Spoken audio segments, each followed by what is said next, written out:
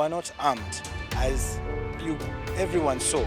This was one of the most peaceful processions we've ever seen in this country. Something remarkable is happening in Kenya. It started in Nairobi on 18th of June 2024.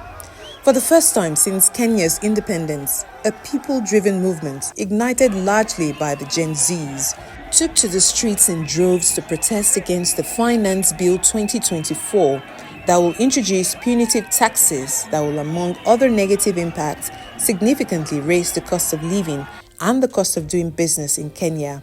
If passed, it will also allow the state to raid the personal data of citizens, including bank details and mobile money accounts, thereby overturning existing digital privacy laws. Thousands of young Kenyans took to the streets of Nairobi despite a fierce clampdown by the security forces, in contrast to previous protests led by opposition party members. Demonstrations were given by young citizens who chanted anti-government slogans and waved placards disparaging the finance bill. President William Ruto says the new bill will enhance Kenya's revenue up to Kenyan shilling 346 billion, an economic reform that will help the country pay its loans and fund pivotal projects. Over 200 protesters have been arrested since the protest started on Tuesday. Despite the protesters being largely peaceful, several were fatally shot by security forces and at least one person was killed. This movement is significant in three important ways.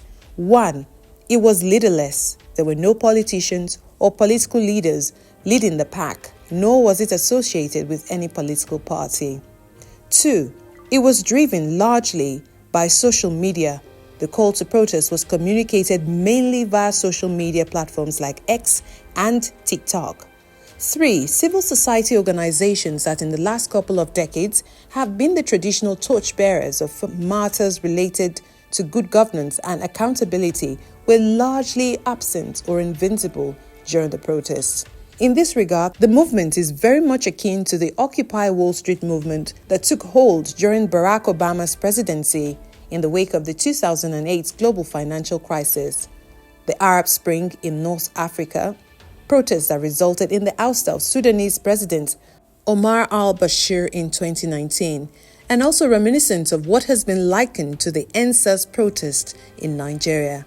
Despite the widespread demonstrations which broke out in 19 of Kenya's 47 counties, lawmakers passed the finance bill in its second reading on Thursday, moving the contested tax proposals to their next stage for approval. Lawmakers are expected to meet on Tuesday to vote on the proposed changes to the bill, which Parliament's Budget Committee says will blow a 200 billion Kenyan shillings hole in the 2024/2025 budget and compel the government to make spending cuts.